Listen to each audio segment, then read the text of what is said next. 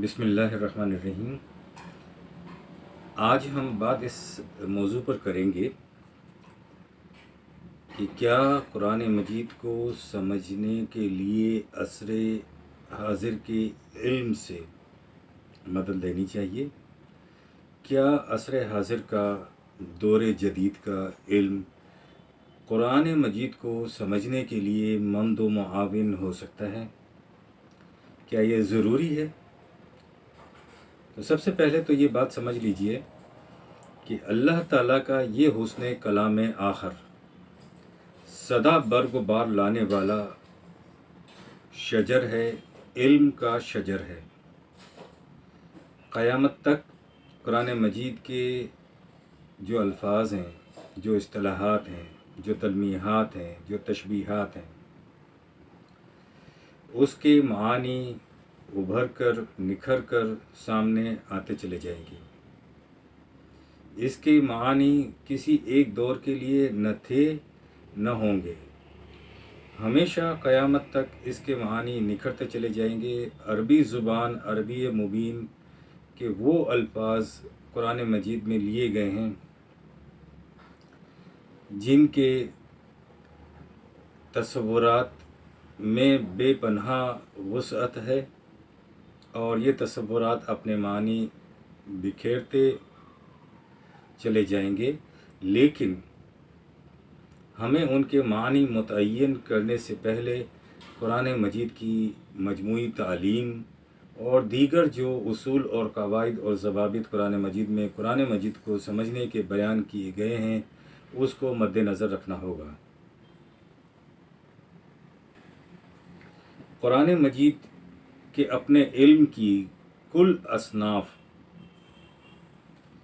چاہے وہ قدیم علوم ہوں یا جدید علوم ہوں، ان تمام علوم پر قرآن مجید کے علم کی اصناف حاوی ہیں۔ یعنی قرآن مجید کی علمی اصناف تمام علوم پر، چاہے وہ قیامت تک ابھر اور نکھر کر سامنے آئیں گے، وہ انسانی علم ہوں گے، اس پر اس کی اصناف بھاری رہیں گی۔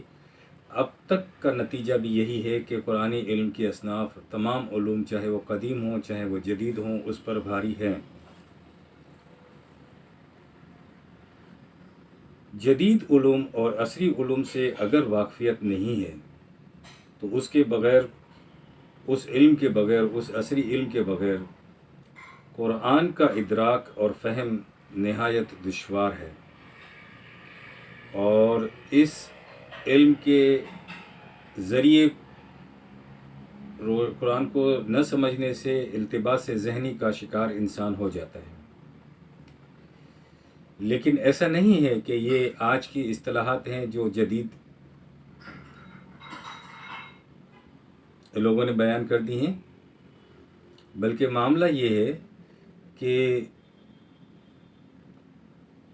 دور قدیم میں بھی یہی ہوتا تھا۔ جب قرآن مجید نازل ہوا، اس کے بعد آج تک آپ دیکھیں کہ ہمارے مدارس میں درس نظامی پڑھایا جاتا ہے۔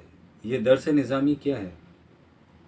یہ درس نظامی قدیم علوم فنون کا مرقع ہے۔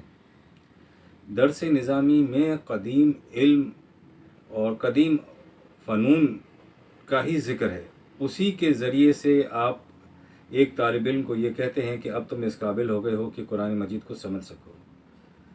تو درس نظامی کو ہم تو قدیم علوم کو تو ہم مانتے ہیں، لیکن جدید علوم پر ہمیں اعتراض ہے۔ یہ غلط ہے۔ جس طرح سے قدیم علوم جو ہے وہ قرآن مجید کو سمجھنے میں مند اور معاون تھے، بالکل اسی طرح سے جدید علوم بھی قرآن مجید کو سمجھنے کے لیے وہ تعاون کرتے ہیں۔